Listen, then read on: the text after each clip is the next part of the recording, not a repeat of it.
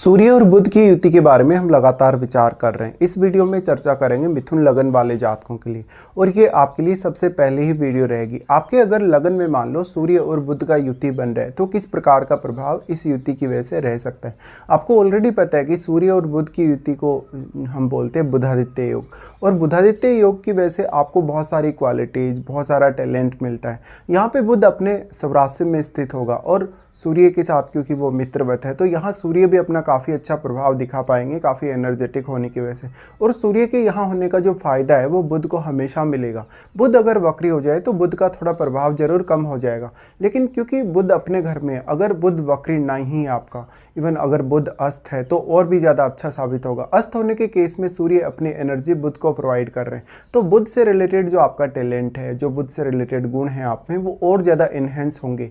इसके साथ साथ फिर आपका कम्युनिकेशन स्किल, आपका दूसरों के साथ जो कन्वर्सेशन है, दूसरों के साथ आपका डीलिंग है, वो काफ़ी हद तक बदल सकता है। देखिए, ऐसा कंजक्शन आप में टैलेंट, बुद्धिमत्ता या वैचारिक क्षमता या विश्लेषण की क्षमता बहुत अच्छी प्रोवाइड करेगा। साथ ही साथ ये कंजक्शन कैरियर के लिए भी काफ़ी इंपॉर्टेंट हो जाता है। यहाँ पे वैसे अगर देखा जाए तो बुध 4th हाउस के भी लॉर्ड हैं, तो जातक एक बहुत ही अच्छा सेल्फ डिपेंड व्यक्ति हो सकता है। वो लाइफ में बहुत कुछ करने की क्षमता रखने वाला हो सकता है, बहुत ही मल्टी टैलेंटेड हो सकता है। साथ ही साथ जातक किसी कम्युनिकेशन के फील्ड में बहुत बढ़िया से सफल हो सकता है। वो मीडिया, संचार से जुड़े हुए क्षेत्र, या वो टीचर के रूप में, एक किसी बड़े प्रशासनिक अधिकारी के रूप में। साथ ही साथ जातक बहुत ज़्यादा अपनी तरफ से मेहनत पे करेगा उसके लिए। ऐसा नहीं है कि जातक को सब कुछ इजीली मिल जाएगा। यहाँ पे अब सूर्य का कितना ज़्यादा प्रभाव है वो आपको देख लेना चाहिए। सूर्य जितना ज़्यादा अच्छे से प्रभाव डालेंगे वो उतना ही ज़्यादा आपको एफर्ट करने या लाइफ में कुछ अचीव करने के लिए प्रेरित करेंगे। सूर्य लगन में होने से यहाँ पर एक राजसी स्वभाव आप में जरूर दिखता है, जहाँ पर थोड़ा ईगो होने की वजह से दिक्कतें जरूर आ सकती है कुछ रिश्तों में। सूर्य यहाँ पे अब क्योंकि 3rd हाउस के लॉर्ड हैं, तो आपका कम्युनिकेशन बहुत ही ज़्यादा बेटर होगा। साथ साथ में आपकी बातों का प्रभाव, आपके कम्युनिकेट करने का तरीका, आपके कम्युनिकेशन का प्रभाव दूसरों पर बहुत अच्छा पड़ेगा। साथ ही आप दूसरों से अपनी बातें मनवाने में बहुत ज़्यादा सक्षम होंगे। दूसरे आपकी बातों को मानने के लिए, आपके प्रभाव के लिए वो काफ़ी ज़्यादा बाध्य हो जाएंगे। तो अक्सर ऐसा व्यक्ति राजनीति में बहुत अच्छे से सफल हो सकता है। कोई बहुत बड़ा वो पब्लिक स्पीकर बन सकता है, वो दूसरों को गाइड बहुत अच्छे से कर सकता है, मोटिवेट बहुत अच्छे से कर सकता है, इंस्पायर कर सकता है। साथ ही साथ जातक दूसरों को अच्छी एडवाइस दे सकता है, और इसके अलावा वो दूसरों को बहुत कुछ सिखा सकता है। ऐसा जातक फाइनेंस के फील्ड में भी काफ़ी अच्छे से सफल हो सकता है। ये जातक जहाँ भी जाएंगे वहाँ पर किसी ना किसी बड़े पद पे होंगे, या तो इनमें जो लीडरशिप की क्वालिटीज़ हैं उनकी वजह से हर कोई इनकी बात को मानने के लिए बाध्य हो जाएगा। दोनों का जो कंजक्शन है आपको बहुत ज़्यादा युवा दिखाता है, बहुत ही ज़्यादा कहीं ना कहीं टैलेंटेड, और ऐसा व्यक्ति जो वास्तव में बहुत सारी क्षमताओं को रखता है। ऐसे में स्वयं को जानना, स्वयं को पहचानना आपके लिए उतना ही ज़्यादा जरूरी है। आप क्या कर सकते हैं और क्या नहीं कर सकते हैं, क्योंकि सूर्य रूपी जो यहाँ पर आपको एनर्जी मिल रही है, उस एनर्जी की वजह से आप इतने हाईली एनर्जेटिक हैं कि आप अपने जीवन में जो भी टारगेट लेके चलेंगे, अपना कोई भी पर्टिकुलर गोल आप लेके चलेंगे, उसको पाने की क्षमता आप में है। लेकिन आपको बस अपनी एनर्जी का सही डायरेक्शन में यूज़ करना है। यहाँ पे अब सूर्य के 3rd लॉर्ड होने का फ़ायदा आपको कम्युनिकेशन में मिलेगा।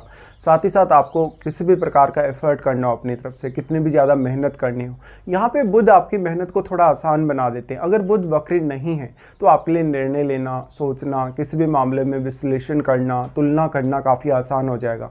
इसके साथ साथ आपका जो टैलेंट है वो आपकी वाणी में और आपकी बातों में नजर आएगा। यहाँ से फिर डिपेंड ये करता है कि आपके 4th हाउस में भी क्या कोई प्लैनेट स्थित है, क्योंकि आपका 4th लॉर्ड तो आपके लगन में आ गया बुध के रूप में, लेकिन 4th हाउस में बैठे हुए ग्रह का भी उतना ही ज़्यादा इंपॉर्टेंस है। साथ ही आपके 3rd हाउस में बैठे हुए प्लैनेट को भी जरूर देखें। अगर दोनों ही भाव में मान लो इन्हीं का कोई मित्र प्लैनेट बैठेगा, मित्र ग्रह बैठेगा, तो वो ज़्यादा अच्छा प्रभाव दिखा पाएगा, और फिर वो आपको बाकी मामलों में सपोर्ट कर सकता है। इसके साथ साथ ऐसा जो जातक होगा अपनी फैमिली में भी बहुत ज़्यादा मान सम्मान प्राप्त करेगा, और बाहर भी फैमिली से।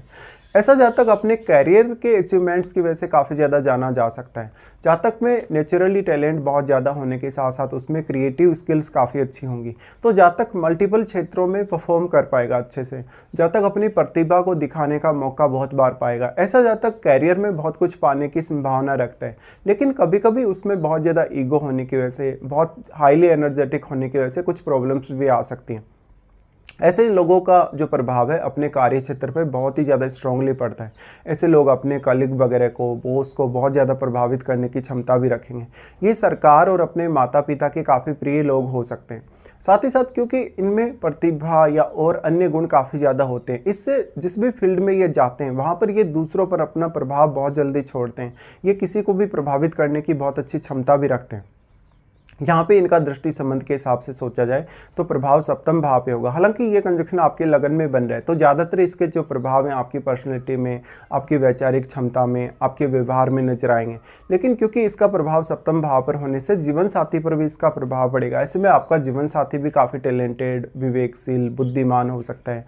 साथ ही साथ ऐसा जो जातक होगा वास्तव में अपने जीवन साथी को अब किस तरीके से ट्रीट करता है, क्योंकि सप्तम भाव में बैठा प्लैनेट भी इसके लिए काफ़ी महत्वपूर्ण हो जाएगा। सप्तम भाव में मान लो अगर कोई शुभ ग्रह बैठा हो आपके चार्ट में तो आपके लिए कुछ हद तक ज़्यादा अच्छा है। बट अगर कोई क्रूर प्लैनेट बैठा है, शनि जैसा प्लैनेट बैठा है, राहु केतु जैसा प्लैनेट बैठा है, तो मैरिज या रिलेशनशिप में थोड़ी चुनौतियां जरूर ही रहती हैं। और सूर्य और बुध के लगन में होने से कभी कभी आपका जो लोगों के साथ व्यवहार है वो थोड़ा क्रूरता भरा रह सकता है या थोड़ा ज़्यादा ही डोमिनेटिंग रह सकता है। इससे लोग थोड़ा आपको मिसजज भी कर सकते हैं या वो आपकी बातों को समझने के लिए कहीं ना कहीं देरी करें। ऐसे में वैवाहिक जो रिलेशन है आपका, जो जीवन साथी के साथ जो रिलेशन है उसको लेके काफ़ी सारी संभावनाएं होती हैं। आपका जीवन साथी आर्थिक रूप से काफ़ी सक्षम हो सकता है, ज्ञान के मामले में बहुत सक्षम हो सकता है, साथ ही साथ वो आपके लिए हाईली सपोर्टिव तो होता है।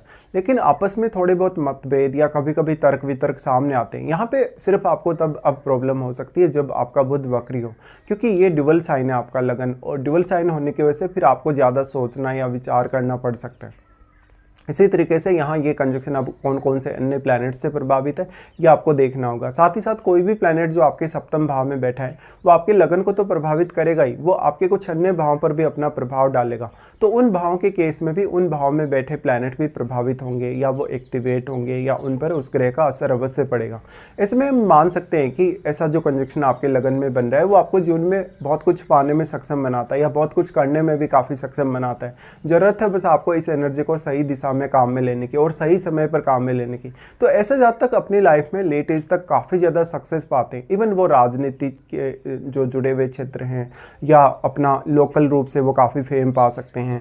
इवन वो किसी भी फील्ड में जब काम करेंगे तो उस फील्ड में अपनी बौद्धिक क्षमता का ज़्यादा अच्छे से इस्तेमाल कर पाएंगे, अपने विवेक का बहुत अच्छा इस्तेमाल कर पाएंगे। ऐसे जातकों का जो पढ़ाई लिखाई है, जो स्टडी वगैरह है वो भी काफ़ी अच्छा रहा हो सकता है।